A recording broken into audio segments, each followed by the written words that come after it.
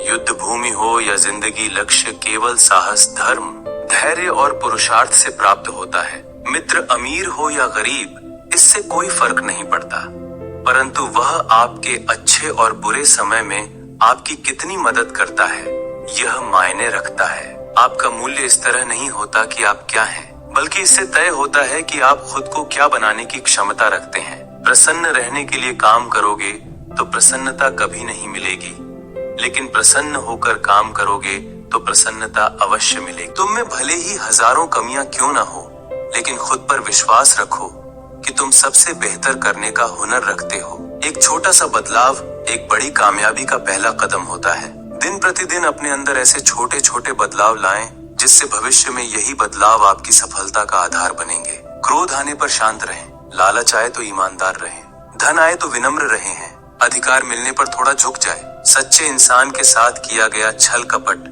आपकी बर्बादी के सारे द्वार खोल देता है, चाहे तुम कितने ही बड़े 30 मार खा क्यों ना हो। किसी के लिए समय कभी भी नहीं रुकता। आज अगर बुरा चल रहा है तो कल अवश्य ही अच्छा आएगा। परिवर्तन संसार का नियम है। जिस तरह मौसम में बदलाव होता है, उसी तरह जीवन में सुख दुख आता रहता है। आप केवल निस्वार्थ होकर कर्म करें, यही आप कर सकते हैं। तुम्हारे जीवन में घटित होने वाली हर घटना के लिए तुम खुद जिम्मेदार हो। जिस मनुष्य को अहंकार हो जाता है, उसका पतन निश्चित ही निकट आ जाता है। रात्रि में सोने से पहले मोबाइल को एक किनारे रखकर भगवान का ध्यान करें। इससे आपको असीम शांति की अनुभूति होगी। तुम किसी से ईर्ष्या करके उसका कुछ नहीं बिगाड़ सकते, परंतु अपना सुख, चैन, नींद अवश्य खो दोगे। दूसरों को इज्जत वही इंसान दे पाता है जो असल में खुद इज्जतदार होता है, क्योंकि मनुष्य दूसरों को वही दे पाता है जो उसके पास होता है। श्री कृष्ण कहते हैं कि इस संसार में केवल बुद्धि ही एक ऐसी चीज है जो इंसान का साथ कभी नहीं छोड़ती। पृथ्वी पर जिस तरह मौसम में परिवर्तन आता है, उसी प्रकार मनुष्य के जीवन में भी सुख दुख आता रहता है। परिवर्तन संसार का नियम है। अक्सर इंसान अपनी किस्मत को कोसता रहता है, यह जानने के बाद भी कि भाग्य से ऊंचा उसका कर्म है और कर्म करना उसके हाथों में। कोई भी इंसान अपने जन्म से नहीं, बल्कि अपने अच्छे कर्मों से महान बनता है।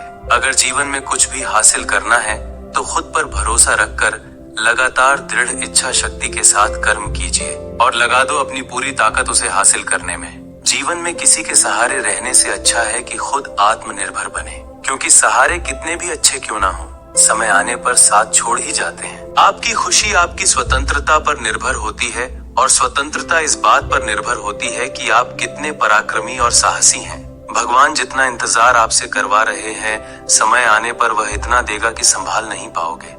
बस आप निस्वार्थ होकर पुरुषार्थ करो। यदि किसी कारणवश बीता हुआ समय दुख में गुजरा हो, तो उसे याद करके अपना आज और भविष्य व्यर्थ न करो। जीवन में जब कभी भी कोई आपका साथ न दे तो निराश मत होना, क्योंकि ईश्वर से बढ़कर हमारा कोई नहीं होता। जीवन में जो अपने लक्ष्य को हासिल करने के लिए पुरुषार्थ में लग गया, समझो वही सफल हो गया। यह हमेशा याद रखो कि जो मस्तिष्क और शरीर भगवान ने संसार में सबसे सफल व्यक्ति को दिया है, वही आपको भी दिया है, परंतु आपको उसका इस्तेमाल कैसे करना है यह आपको निर्धारित करना है। वो लोग ऐसा क्या कर रहे हैं जिससे वो इतने सफल हैं, और आप क्या नहीं कर रहे हैं जिससे आप अभी तक असफल हैं। जो मनुष्य धोखा खाने के बाद भी सही रास्तों पर चलता है, कभी भी गलत रास्ते पर नहीं चलता। जीवन में निष्पक्ष और ईमानदारी से अपना कर्म करता रहता है, ऐसा मनुष्य ईश्वर को सबसे प्रिय होता है। अगर आप किसी का भाग्य नहीं बदल सकते हैं, तो प्रेरणा देकर किसी का मार्गदर्शन तो कर ही सकते हैं। जो भी कर्म करें, पूरी मेहनत, दृढ़ता और पुरुषार्थ के साथ करें, जिससे आपके उस कार्य में सफल होने की संभावना 100 गुना हो जाती है। बुराई कितना भी शक्तिशाली क्यों ना हो, अंत में उसे अच्छाई से पराजित होना ही पड़ता है। यही सृष्टि का नियम है। 1000 असत्य बोलने से बेहतर है कि एक ही बार में सत्य बोल दिया जाए। बहुत अनमोल होते हैं ऐसे लोग जो गुस्से में भी बात करने का तमीज नहीं भूलते। निंदा सुधार करने का अवसर देती है और प्रशंसा प्रेरणा। जिस मनुष्य के जब बुरे दिन आते हैं तो उसकी बुद्धि भी साथ छोड़ देती है। जीवन में परिश्रम, त्याग और बलिदान के बिना कुछ भी पाना आसान नहीं है।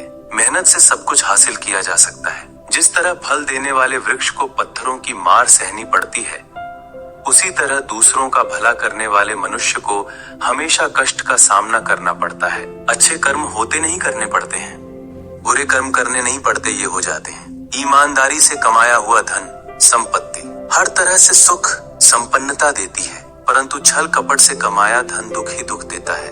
आपका व्यवहार ही आपकी पहचान है, वरना एक नाम के तो लाखों लोग हैं। भगवान सभी को समान अवसर देता है, चाहे कोई अमीर हो या गरीब। कभी भी अपने मन मस्तिष्क में नकारात्मक विचारों को आने न दें, क्योंकि इससे आपकी दिनचर्या, आपका जीवन बिगड़ सकता है। इस संसार में लोग अपनी जरूरत के हिसाब से चलते हैं। गर्मी में जिस तरह बारिश का इंतजार रहता है, उसी तरह सावन में बारिश का तिरस्कार भी होता है। छोटे से गांव में जो एक हरे भरे जंगल के बीच बसा था, एक बार गर्मी का मौसम आया। इस गांव के लोग गर्मी के ताप से बेहाल थे और उन्हें ठंडी हवा का इंतजार था, जिससे उनके घर और खेतों में राहत आ सके। पर इस बार आंधी ने अपना रुख बदल लिया और गांव पर कहर बनकर टूटी। गांव में एक युवा लकड़हारा सुभाष अपने परिवार के साथ रहता था। सुभाष और उसकी पत्नी गीता मेहनत करके अपने बच्चों को अच्छी जिंदगी देने का प्रयास कर रहे थे। उनकी लकड़ी काटने की छोटी सी दुकान गांव में चलती थी और गर्मी की वजह से काम में भी कमी आ गई थी। सुभाष की आंखों में ठंडी हवा की आशा थी, जो इस गर्मी की तपिश को कम कर सके। एक दिन मौसम अचानक बदल गया। आंधी की आवाज दूर से सुनाई दी और आसमान में काले बादल छा गए। लोग समझ गए कि अब राहत की बूंदें आने वाली हैं, लेकिन आंधी की ताकत और बढ़ती जा रही थी। हर तरफ धूल और रेत उड़ रही थी। सुभाष और गीता ने अपने घर को सुरक्षित किया, लेकिन आंधी ने गांव के कई घरों और खेतों को नुकसान पहुंचा दिया। सुभाष ने देखा कि उसकी लकड़ी की दुकान का छप्पर उड़ गया था। उसे लगा कि अब उसकी सारी मेहनत बर्बाद हो गई है। उसके मन में चिंता और निराशा का समुद्र फैल गया। गीता ने उसे सांत्वना दी, हमने पहले भी मुश्किलों का सामना किया है, हमें हिम्मत नहीं हारनी चाहिए।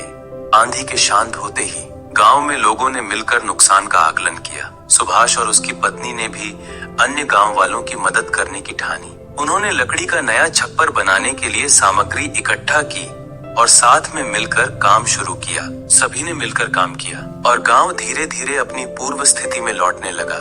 सुभाष की दुकान फिर से तैयार हो गई और लोगों ने उसकी मदद करने की कोशिश की। आंधी के बाद हवा का ठंडापन आ गया, लेकिन अब यह ठंडी हवा केवल राहत का प्रतीक नहीं थी, यह एक नई शुरुआत का भी संकेत थी। आंधी की वजह से हुए नुकसान ने गांव वालों को एकजुट होने और कठिनाइयों का सामना करने का पाठ पढ़ाया। सुभाष ने सीखा कि जीवन में कभी भी आंधी और कठिनाइयां आ सकती हैं, लेकिन उनका सामना करने के लिए सामूहिक प्रयास और दृढ़ता की आवश्यकता होती है। उसने महसूस किया कि ठंडी हवा का आनंद केवल तभी पूरा होता है जब आप कठिनाइयों को पार करके उसे महसूस कर सकें। गांव में लोग अब आंधी के बाद की ठंडी हवा को सिर्फ मौसम की बात नहीं मानते थे, बल्कि उन्होंने इसे अपने संघर्ष और एकजुटता का प्रतीक मान लिया। सुभाष और गीता की मेहनत और साहस ने उन्हें एक नई दिशा दी और गांव की जिंदगी फिर से हरी भरी हो गई। दोस्तों, आज बस इतना ही, मिलते हैं जल्दी ही अगली वीडियो में। अपना ख्याल रखिएगा। जय श्री राधे कृष्णा।